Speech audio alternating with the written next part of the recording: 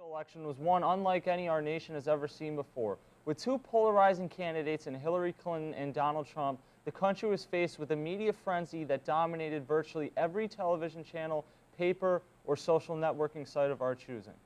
Stories of Clinton's email scandals and Trump's Twitter stream dominated the airways, as opposed to talks of concrete platforms from each of the candidates.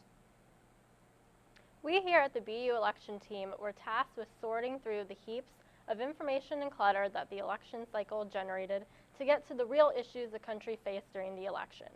From early in the race to President-elect Donald Trump's unexpected victory, and even after, we've been here covering it all, attempting to find the real stories behind it. I'm your host, Tim Kelly. And I'm your other host, Kendra Park. In the next few minutes, the election team will highlight the work we've done over the course of the semester and present what we found to be some of the most important issues our country has faced and continues to face on the political front. This election had a large impact on many different groups in the country in different ways, especially members of the LGBT community and members of our armed forces. Now we head over to Jonathan Cagloni, who is with our own Thomas Weber, for more on the topic. How you doing today, Tom? Good, how are you? Good. So let me just start by asking, what's your major here at Bloomsburg? I'm a dual political science and communication studies major. Okay. So during this tumultuous election cycle, what kind of topics did you cover in your articles? I covered two issues. I covered the LGBTQA community's reaction to the election, and I also covered the Bloomsburg University veterans' reaction to the election. Right. So what led you to choose these two topics in particular? Well, these two topics have a lot of importance for our political leaders and our political spectrum, but when we talk about it on a local level like this, it becomes much more nuanced and much more personal than on the national dialogue level.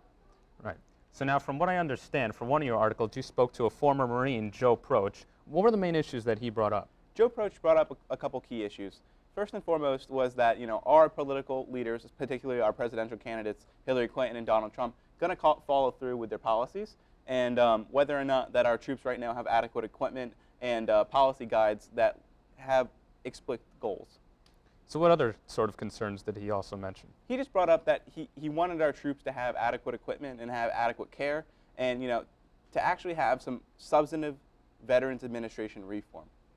Okay. He actually experienced trouble with the VA when he was down in Georgia, and he had gout. So he was bedridden for 3 weeks, and the Veterans Administration said that they would be able to help him in 6 months. So, it just goes to show on a personal level like this, he had trouble with the Veterans Administration. So what's happening nationwide?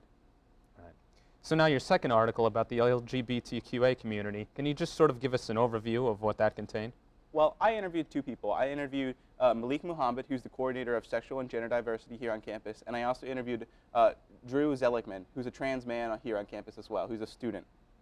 And both of them gave me different perspectives on the election. Malik Muhammad basically said that right now is the most imperative time in the world to stand for lesbian, gay, trans, and bi rights. And Drew Zelikman just said, basically, he is afraid of what could happen with Mike Pence's presidency and his support for bills that go against the rights of our LGBTQA community. Okay. Thank you for being here. This has been Thomas Weber with Huskies Vote 2016. Thank you.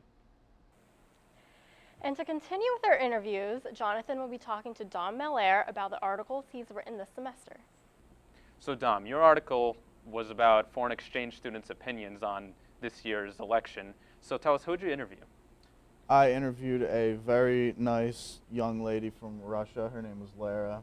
She was actually from Moscow. And I interviewed Sam Atkinson from somewhere in the UK.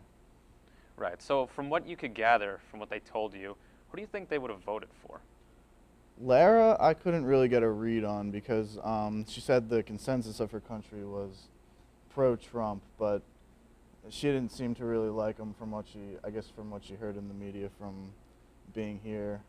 And but Sam, he said that Hillary Clinton was hated, but still a better option than Donald Trump. So I'm assuming that he would have voted for Trump had he been a citizen. Right. And did they talk about any specific issues that were important in their own country that they think might have been affected by the outcome of the United States election? Well, there was Brexit in the UK, which,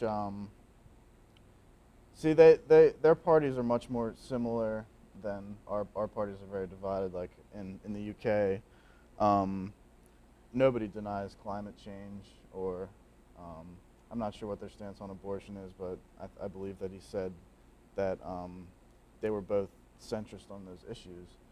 But specifically, no, they didn't mention many issues specifically. Right, okay. Well, thanks, Tom, for being here. And now we go back to Tim and Kendra. BU election team's Evan Hartsock wrote 2 interesting articles this semester about the Electoral College and the Supreme Court. Jonathan's with him now to discuss those 2 articles. And now we're here with Evan, whose article was about the Electoral College. So tell us, Evan, why has it been in the news so much lately? So recently, Senator Barbara Boxer, Democratic senator from California, has pushed legislation through the Senate to try to attempt to abolish the Electoral College completely. A lot of people on not only the Democratic side of the aisle, but also the Republican side, felt as though they weren't represented properly in this election, as Donald Trump came through with the win in the Electoral College section, but not the popular vote. Right, and we've even seen people like Jill Stein going as far as to raise money for recounts in certain battleground states. So now, why are some people calling for the abolishment of the Electoral College? So a lot of people feel as though, you know, their vote didn't count. They voted in a state that was, you know, completely red, and they felt as though it should have been the other way. Now, for whatever reason, people feel as though they can't trust the Electoral College now. They feel as though it's going against what they're really voting for. Right, and in your research for your article, what did you find was the original reason why the Electoral College system was established? So originally it was put in place to kind of even the voting power among all states and giving small states, more rural areas, a more higher say than they would have normally. If the election was based purely on just the popular vote, you would see areas such as cities where there's high populations and very high populated states such as California and Texas. Candidates would center their time and their campaigns around these states, giving them more of a say, kind of a bias, in who our next president would be. Right. Well, thanks for talking with me, Evan. Now we go back to Tim and Kendra. Maura Tezik wrote an interesting article this semester about why millennials don't vote. She's with Jonathan now to discuss. Thanks, Tim. So, Maura, what motivated you to write an article about millennials voting? Pretty much, a lot of my friends told me that they weren't going to vote in the election, and I didn't understand why. So I took it upon myself to ask them, why aren't you voting? And I took those answers, and I did some research with the help of Pew, and was able to get my answers. Right, so what was that interviewing process like for you? It was really tough, actually. I had a lot of people that were just, it was really surprising more than anything, because they would tell me, oh, I didn't vote because I have better things to worry about. I don't care about the election. This doesn't affect me at all. And it really shocked me that those were the answers that I got. Right, so what sort of questions did you ask the participants, and how did they respond?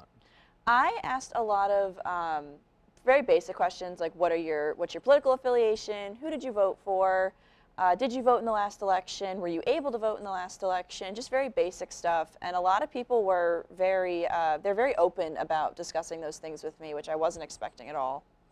Okay, well, thanks for talking. Thank you. Back to Tim and Kendra. Up next, our very own Tim Kelly will be talking to Jonathan about his debates with our congressional candidates. So now I'm here with Tim, who's done a lot of work for us over the semester. So we had Mike Marsicano, who is a candidate for Congress, come here during a town hall. And Tim, you were there, and you had a bit of a confrontation with him, and it even got in a local Bloomsburg newspaper. So can you tell us about that experience? Yeah, I actually talked to Mike Marsicano twice on that night because I went there expecting a Democratic candidate because that was the ticket he was running on. You know, instead he came off as a very abrasive, not politically polished candidate in my mind, and it was just interesting to kind of see, based off the region that he was running for, that he wasn't running as like a progressive Democratic candidate, but rather a Republican on the Democratic ticket trying to beat the person who was the incumbent in Lou Barletta, that's a Republican. So he had a few stances on Colin Kaepernick's protest, and I thought he talked about banning him from the NFL if he was the commissioner, which, I mean, that's like authoritarian, scary level, regardless of how you feel about his protest. And then he also talked about how he wanted to lift restrictions on coal and how kind of the war on coal theme that we've heard from Mike Pence and a lot of different people. And that just really doesn't make any sense to me, how people can say that and ignore global warming. And it turned out he was a global warming truther. So we had an interesting conversation there, because that's certainly not the Democratic public position, at least. Right. We also had the incumbent Congressman Lou Barletta come and speak on this campus, and you got to ask him a question. What did you ask him, and how did he respond? Lou Barletta was talking about a lot of different topics, mostly trying to dance around the hot mic tape from Donald Trump that had leaked the previous weekend. So, I mean, it was a mostly pro-Republican crowd in there. And as a journalist, I went there knowing that if someone didn't ask that question, it was an important question to ask, given his ties to Donald Trump. So I kind of asked him, well, how can you continue to support him after this? Put Hillary Clinton aside. How can you support someone that bragged on video about pretty much sexually assaulting people? And he said, well, I look at both candidates and those are just words. And I asked a few more follow-up questions, essentially suggesting that saying those are just words really isn't true. When he's saying, I grab her by the whatever, he's talking about actions that he's done or is going to do. So I felt it was important to ask those follow-up questions to him and not just let him off the hook. Okay. And finally, the day after the election, he interviewed some students on campus about what they thought. So what did you ask them, and how did they respond? Did it surprise you? I guess I asked different questions based on who I was interviewing, based on their background, based off I interviewed some members of the LGBT community. I interviewed different minorities. I interviewed pro-Trump people. That's an important day, because that election night was shocking, regardless of whether you voted for Trump or Hillary Clinton. I think people expected it, maybe people had led on, but I don't think most people expected Donald Trump to win. So it was important that day to get out and get different perspectives from people who were pro-Trump, people who were pro-Clinton, pro-Sanders, pro-John Kasich, pro-whoever, get their perspective on what had happened. It was interesting to hear how some people could be so excited about an event, and then how different people in communities like the LGBT community were scared of what could happen in a presidency that featured Mike Pence as the vice president and Donald Trump getting to decide who was on the Supreme Court. So it was a cool experience to go out and be able to do that. All right. Well, thank you, Tim, for talking with us today. And that wraps it up for our interviews. This has been the BU election team wrapping up the 2016 presidential election. The Journalism Workshop project brought together students from all different backgrounds, be it political, economic, religious, or social. They came together to bring this campus the most up-to-date news coverage as possible.